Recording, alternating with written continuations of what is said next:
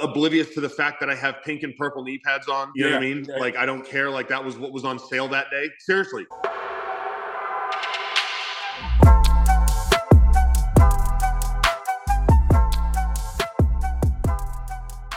What's up, YouTube? Welcome to Muscle Memory. My name is Malcolm, and soon, at the end of the month, it's going to be NWA Powerrr, and it's going to be live from Knoxville Convention Center in Knoxville, Tennessee. And you better get your RSVP ready because this man is getting married. My guest is Aron Stevens. How are you, man?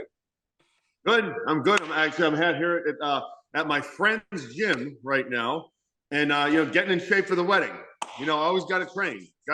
And my friend, of course, Anthony Corelli. And people may know him as Santino Marella from WWE, but no, we're actually friends in real life and everything, and that's good. So what we have our friends at weddings, so you never know who's going to show up. And by the way, the May Valentine and myself, we will be getting married by the Honorable Sam T. No, who is licensed in the state of Tennessee to perform marriage ceremonies and things like that. So yeah, it's all good. Gotcha. There wasn't a graphic showing like what he looks like on NWA. I didn't see a picture of him. We'll have to just wait and see. On the 31st. Yep. I guess we'll have to wait and see. What were you doing in the gym today, if I can ask that? Well, actually, we did some push-pull with the sled. Okay. We did that, and then we also did it simulates downhill skiing where it's like a pull thing. So we did a circuit, quick cardio circuit. I'm going to get my shoulder traps worked on, you know what I mean? Tomorrow, get ready to go, hit some heavy weights after that, just be looking my best for the 31st, because again, it's going to be on YouTube. The whole world can see it. Going to be live on YouTube the 31st, all kinds of wrestling, all kinds of things going on. And again, me getting married. And for the people that know me, this is huge. So again, you never know who's going to show up.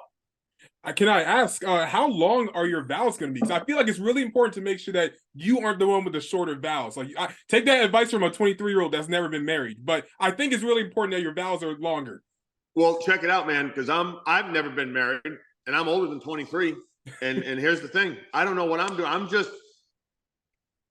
If her vows are longer, I'm just going to make mine stronger. You know what I mean? I'm going to say it with conviction. You know what I mean? Look her in the eye and don't ask why. You know what I mean? You just got to keep rolling with that. You know what I mean?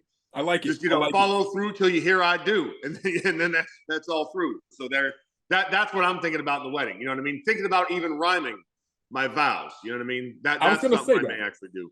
Yeah, it should rhyme. I think that'd be perfect, actually. I was gonna say, like, in case you guys need a flower girl, I have a great dress. So if you need someone, I'm just saying, just in case. You never know who's going to show up. You know what? I have to check it with May. I know she's got the wedding planner and everything like that, but you never know. If you got a business card, I'll pass it along. All right, I'll pass along my business card. It'll be great. Yep. I'll be a perfect flower girl. But let's talk about NWA a little bit, because you've been involved with NWA for such a long time now, and not just since Billy Corgan took over, but even when you're on the independent scene. Back in 2006, you worked with the NWA. I believe it's Wild Side. I might be having the name wrong. But what's the difference between that version of NWA versus this version of NWA? Well, I mean, again, here's the interesting thing about the organization, the NWA, right? We can trace that title all the way back to its inception, and it was Iowa where they had, or Idaho, I forget where they had the first ever meeting. But okay, Harley Race, Ric Flair, Pat O'Connor, all these greats. I mean, the Funks, the Briscoes, Steamboat. So that title, yes, that is the same title, right? And it is the oldest title, to my knowledge, in wrestling. Yeah. And certainly one of the most recognizable, I know Big Gold was it for a while, but then whatever they call the 10 pounds of gold, or Sweet Charlotte, is, very, very recognizable. And look, the NWA, it went to a point of when you said, like, oh, you worked for the NWA before that. I didn't. Like, ironically enough, the first time I was ever in a ring, it was for NWA New England. And I was like, okay, cool, whatever. And not that I have not worked for NWA affiliates in the past, but what happened was, like, the business model, I think, it just kind of like where you have these territories and they all can have the NWA name, but then what does it really matter? Yeah. And again, the one thing though you had was that title, and the one thing that title was, you can look at all the NWA champions and there's no, and this is no offense, but like anyone that you like has an asterisk next to their name. You know what I mean? That is like it. You know, that is the wrestling title.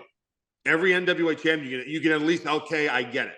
You know, and that says something, and there is something to that. And I think even now, where you see how the title's going, you know, we had Aldis, who carried the title, won the title from Tim Storm. Yes, sir. Tim Storm, you know, and here's the thing about Tim Storm. I cannot say enough about Tim Storm as a performer and as a person. But I was in a point in my life when I never really watched, like, I didn't want to watch wrestling anymore, this and that. I knew Billy bought NWA, and I just really, you know, whatever, but he bought the name. And this was like years, probably like 2 years before NWA Powerrr was a thing. Yeah. But for some reason, I couldn't take, like, when they would, you hear like little, you know, videos on Instagram and things like this Tim Storm guy, right? He just has something, right? And to be the guy to really cross over, because Tim built the bridge to the new NWA. And that's, if you look at back the NWA champions to what, and what the NWA is now, not to like bore everybody, I hope I'm not going too much You're good. on No, tangent, like but what the NWA is now, like, no, this is the resurgence of the name. This is like, we believe in a style of pro wrestling that is very much conducive to athleticism, but it's also storytelling and building characters. Like, we believe in the fans caring about who they're watching. You know what I mean? And we believe in taking athletics to the extreme, and everyone pushing ourselves in the ring and out of the ring. That's who we are. We are very much, again, like I said, it's backstage. We are the little engine, not that could, but the little engine that is doing, because we're just, it's, you know what I mean? Every time. And it's like, all right, you know what I mean? All you got to do, let's get on base, right? And that's with all the performers. That's what we all say to each other. Like, hey, whatever this is, you know what I mean? This needs to be a step forward, no matter what. There's going to be hiccups. There's going to be issues. Okay, it's wrestling. It happens everywhere, right? We're here to get better. And we really do foster that environment of learning to where, you know, when a talent is recognized as really having, like, there are like all of us guys that have been around for a minute. And the new talent too, by the way, but like more or less when someone's kind of been around, they're serious and kind of understand who they are as human beings. Yeah. Where it's like, okay, come here. And like, we really all just like, you should try this and do it this. And really, we're all saying the same thing, but we're all like helping foster, you know, and I say like the Jordan Clearwaters is an example. Thrillbilly Silas Mason. There's so many, you know, and again, like it's a great environment. Because I never wanted to be a teacher or anything, and this has really kind of helped me be like, kind of like, almost like pay it back in a way that I never thought I would. So that it's such a great thing. And again, the creativity that I'm allowed there is just like, oh, you know what I mean? Why would I go anywhere else? And they have been kind enough to give me the platform on their show. Okay, I tried to get them to pay me for it; they wouldn't do it. But I'm getting married on their show. So, I mean, that's just the NWA. Of course, that's the place I want to be, and I'm going to do it in Knoxville, Tennessee, and you're going to see it on YouTube. It's a live Powerrr. You know that most wrestling weddings, there's always some, like, stuff that happens. Are you afraid of anything happening? I tell you what, man.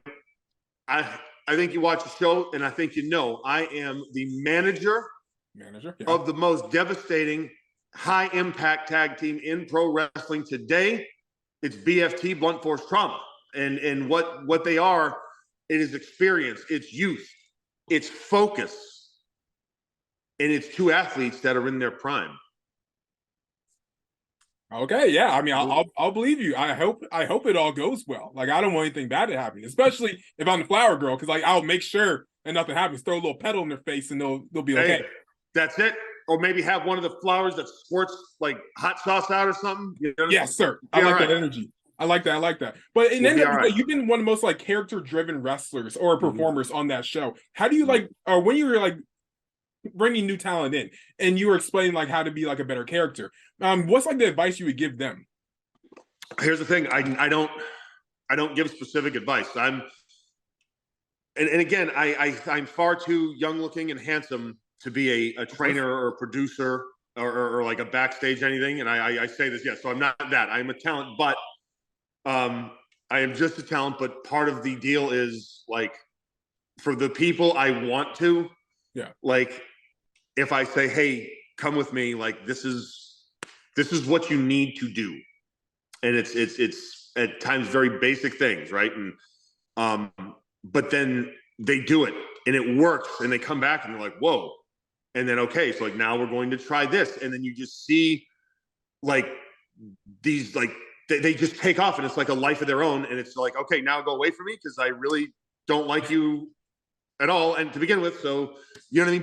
But it's cool though. And I say that in jest, of course, but no, that's the rewarding part about this. That is like, I never thought it would be like that because it's just personally gratifying. You know what I mean? Yeah. And yeah, it's just good to again be part of an organization, because like, look, everyone's going to talk, right? And we have people on Twitter, we have people wherever, right? And then there is the majority, right? So what the NWA is like, we believe, again, storytelling. We believe in appealing to the largest group of people possible, right? We're not trying to be NWA 1980. And not at all, right? Not at all. What we are doing, right? We are taking a 1980 sports car, giving it the freshest coat of paint, the rims, jacking it up, doing it, and saying, this is what wrestling is supposed to look like. Okay, the body of it, the storytelling, the characters, right? Dusty and the Horseman. I mean, real issues that people can relate to. I mean, you know, our women's division.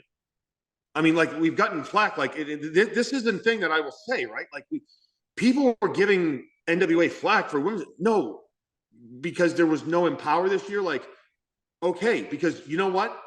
First of all, if you look at our show, women have a very, very strong presence on our show, on any, as they should. But like, NWA was the first promotion that said, hey, let's try this. Like, let's do this. Like, or Billy, and I'm sorry, it wasn't the first promotion. I think WWE did do it, but for a promotion of that kind of like, no, let's try this, right? To do it. I mean, that's the kind of stuff we're going to do. And you know what? If people want to give any of us collectively, because as a group, you know, we're a lot similar. I know, and we look different, and you know what I mean? There's all kinds of people in our locker room, but as a group, we are the people that have always been told, you're too this, or you're not enough this, or you're right. And for whatever reason, or we have had success and then, you know, just said, you know what, this isn't good for my soul. You know what I mean? But we are all people that believe in this style of wrestling. And people were joking, or I did an interview with somebody and they said, oh yeah, they were joking about, Billy said NWA style. But no, they're damn right there's an NWA style. And if you want to find out what the style is, watch the program, right? If you want to find out, like, people want to criticize me, oh, there's a wedding going on and I don't need this, I need my, well, you know what? Watch the wrestling, because I guarantee you, wrestling, storytelling, yeah, we'll be on point, and we will be like any other show that is out there. Right? And yes, a wrestling wedding with me. We've seen my body at work. I wrestled the Invisible Man for 9 years. Okay. And that was without really any help. All I had was a camera operator. And now I'm given a platform to bare my soul to the world in a wedding. Yeah, you're probably going to want to see that too. I was actually at your last ever match at Always Ready, which is also in Knoxville. So you're kind of returned to that same building. Yes. I know wrestling retirements don't ever really last forever. I didn't get retired. I got rewired. You know. Word. Yeah. Are we ever going to see you jump back in that ring and really have that last run? Hey, I'm a manager now. You know what I mean? I am a manager now. I am, you know, I'm just doing what I can outside the ring. Just doing my thing outside the ring. Respectable. Yes. And I guess, like, as we started to wrap this up, I have like two questions relating to like your time in WWE. One, when I first found out about who Damien Sandow was, my first introduction, I believe it was like your debut on like when NXT still had the game show version. And I see this guy walk out in like these pink tights and purple knee pads. I'm like, wow, that's interesting. And you had such a vast vocabulary. Where'd you learn all these massive words? So now was this because this was when NXT still had the game show thing. This must have been a dark match, right? It must have been a dark match, yes. So yeah, it was like before I was on TV and debuted. Yes, yes. Yeah. So where are you from then? Wait, where was that? I'm from DC, but I believe the show was in like Hampton, Virginia, maybe. It was in Virginia for sure. Okay, yeah. Was it a house show? No, it was a TV taping. It was like SmackDown, I believe. Okay, yeah, that might have. All right, yeah, that might have. Yes, that might happen. Yeah. So, but no, my deal, man.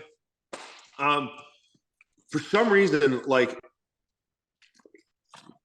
my father has a very, very vast vocabulary, and his family had a vast vocabulary, okay. And I'm not sure if that meant my mother's side of the family just really didn't have a vast vocabulary, but no. And I mean, as we say comparatively, like some of those words, I just take and completely make, like there was a thing where he used to call his sister an ungrateful wretch.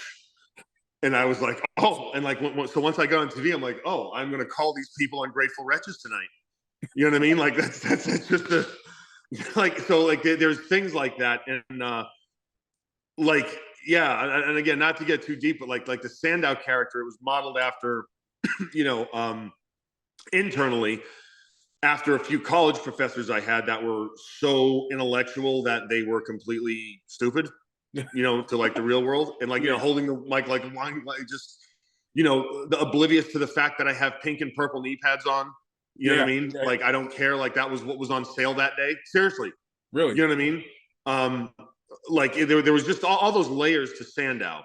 That I thought, and that's what made the character itself compelling, because again, I was very simple. I didn't have anything flashy on my tights, and then my robe it was a simple presentation of an eternal concept. And that eternal concept was, it is just the eccentric genius that believes he's smarter than everyone. Yeah, honestly, I think I built up a lot of my vocabulary from watching Damien Sandow. I was like, whoa, I'm gonna Google that tonight. What the hell did you just say? What do you, I don't know what he insulted me with, but I feel insulted, but I'm kind of laughing at it too. Bam. No. You know, right there, and I have said this on interviews before, that's the biggest compliment you could pay me, because see, that was the key to Sandow. The reason why, you know, and like, oh, why was the Sandow character so memorable? Like, I do believe you can dissect it and say, because I would come at the audience in a different way. Yeah. Right? Like I'd call you stupid, but the insult, okay, if it went here, look at the Zoom screen, right? Look at my hand. If it went here, we don't see it. It has to go here. Yeah. Just above your head to where you say, I don't know what he just said, but I know he insulted us. And then like there's this, right? So like that's it, right? To where you feel the graze. You know what I mean? And you yeah, it's like I'm hurt, but like I don't know why I'm hurt. I just know I'm hurt. Yes. And then your brain goes, man, I feel pretty stupid. Right? Which makes you hate me even more. And that's why, but seriously, that is like, and again, there is that mental cognitive process, right? And I know you were saying before, like with talent, and I'm sorry, this is a very long-winded thing, but I tie everything in eventually.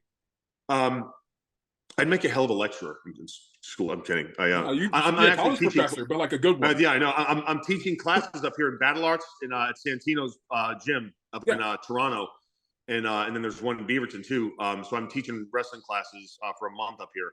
So it's just funny. Like I said, I'm not a good teacher, but we're finding out as we go. So it's good. But no, like, so going back to that original question with talent, when I see a talent, like, to me, I cannot tell you, like, if someone, if you said, hey, I'm a wrestler, I'm this, I'm that, great. Okay. Go. And I would like, look, no one loves live wrestling more than me. Like I hate watching monitors, but if I have to assess a talent, I never watch it live. I always have the truth of the screen, because camera's way closer and I'll get sucked up in the live energy of it, because I'm a performer and I'm naturally, like, when a room gets rocking, like my immediate thought is, if I'm at a concert or anything, I'm like, what can I do to pop everybody again? You know what I mean? Like that's what my brain goes to. But yeah, like, no, I watch how someone is on screen, because sometimes a camera angle will catch a certain, and They just happen to be making a facial expression, and you go, aha, it's happened before. Absolutely happened before. When I was booking out in California, and you see this, and you're like, oh, and it's never who you think. You know what I mean? That's the thing. It is never who you think. Now, you can look at talent, and again, I feel I have the ability, like any other wrestler that's been doing this, to look at someone, assess them, and be like, yeah, okay, this guy can start to perform here, right? Right. But once you get a talent looking at wrestling the way I try to get them to look at wrestling, the business is never the same. You're not like, do your matches, do your height, you know what I mean? But everything makes sense. And when you go out there, you are a different human being. That's the goal I want, you know what I mean? Like, to where you have to, and Jordan Clearwater, he was my first kind of example when I took over the Hollywood show. I saw him and I'm like, all right, look, here's the thing. You need to do everything I tell you to do. Okay. So we just, and it was 101. We gave him a finish. We shot some vignettes, blah, blah, blah. And a year or so later, he built to a thing where he was feuding with this guy from an insane asylum, and they were in this hardcore, and he just forgot he was a wrestler. He was just in there and just hitting him, and there was like sweat. And I mean, it was just, and he had that moment. And that's when I was like, all right, bingo. Like, nothing more I can do for you. You know what I mean? Like, I mean, yes, there is, but but no, that was the most important thing. And I just said, that feeling right there. And I know you had it because I saw you have it, right? It's not like, and he's, yeah, no, you're absolutely right. I go, yes. Like, that's what you need to do all the time. So now you need to just start working out whatever you need to work out and be like that all the time, because there's nothing more I can do. And then he does it, and he's so good, man, and how he's helping people, and how gracious he is as a heel. Really, really cool stuff. And it's again, there's a lot of positivity. Like Jeezy, who is an amazing manager and an amazing wrestler too. Like, Jeezy is just like, I'm hoping he gets to be the star that he is, and I think he will, because like, the thing about our locker room, if it's working, it's working. And like, there have been gimmicks where even like all of us were like, no, but if the people are there, like, again, the NWA is, we're the company that's going to be like, all right, well, here we go. So, amazing. And like, one of my last two questions I have for you today, Aron, is talking about live wrestling. Obviously, this is NWA's first ever like live actual show, besides like pay-per-views, of course. In your experience, in your wrestling career, what's been the craziest like live moment you've seen like on television compared to maybe like a pre-tape? Like, that I've experienced? That you've experienced, yes. All right. It's Raw. Cody and I are wrestling the Colognes. Mike Chioda's the referee. We have like a 1-segment match. Yeah. With entrances, right? Right. It doesn't get any better than that. Okay? Like, evening night, we're wrestling the Colognes. Like, Chioda, like, nothing could go wrong, even if everything went wrong. Okay? Because like, all of us are, nothing is going to happen. Great. Cody and I get in the ring. Primo and Epico are like looking like, what the hell? Chioda walks up to us and says, you guys have another segment. Went, what? He goes, you have to work 2 segments, so that's 3 minutes through the break. You have another 9 minutes. Whew. And here's what happened. All right. We did it. Because again, we were in there with Primo and Epico.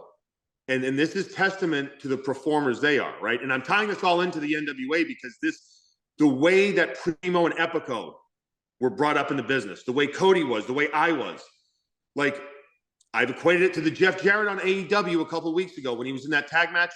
The fans don't lie. He compelled the audience enough to care without doing craziness. That's a performer. And they cared more about him than they did a lot of the people doing the moves. Dare I say anybody? Yeah. There you go. And Jeff made them care about everybody in there. That's a pro. So again, that was the craziest live thing I've had ever happen. But again, when you're in there with pros, like, you don't panic. Like, you just don't panic, because that's not what you do. Of course. And I guess like my last question for you, so I try to ask everyone, who is Aron Stevens? for your last question, well, I mean, I tell you what, I hope there's enough battery in your phone. I'm still trying to figure out the answer to that question. But I'll tell you this. I am going to be a married man on the 31st. Yes, sir. January live NWA Powerrr. It's on YouTube. Check it out. I'm getting hitched. And again, with all the stuff we have been talking about, you're going to see great wrestling, and you're going to see stories, and you're going to see what the NWA truly is. And I make the equation, we are the tomato soup and grilled cheese of wrestling, because if a few people want to say things, and by the way, a few people say things about every organization, right? No, we believe in what we believe in. We believe in, everyone deserves an opportunity to prove themselves, no matter who you are. And if you know what I mean? If you're on board, you know what I mean? And you are of that mindset that you just need opportunity, NWA is where you go, and you succeed based on your own merit and who you are as a human being. And that's the kind of place I want to be. Amazing, amazing. Oh, Aron, we're going to find you on social media so they can congratulate you, obviously, once you get married. Hey, thank you. Yes, you can find me at Instagram is the Aron Files. That's TheAron Files. And Twitter is Aron's Thoughts, ARONS Thoughts.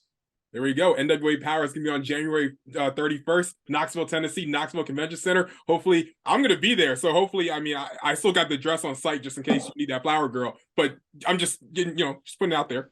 Just a drop in. Hey, be part of the pageantry. I'm ready. I'm ready for it. Yep. Thank you so much for coming on the channel today. I really appreciate it. Been a big fan for years now. So, guys, make sure to like, comment, share, and always subscribe. I say subscribe. It's my thing. And we're out.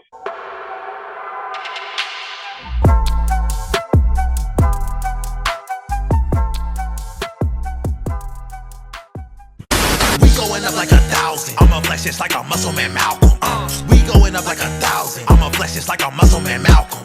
When it just like 1, 2, 3. If you like the channel, this will squeeze. If you like the channel, this will squeeze. If you like the channel, this will squeeze.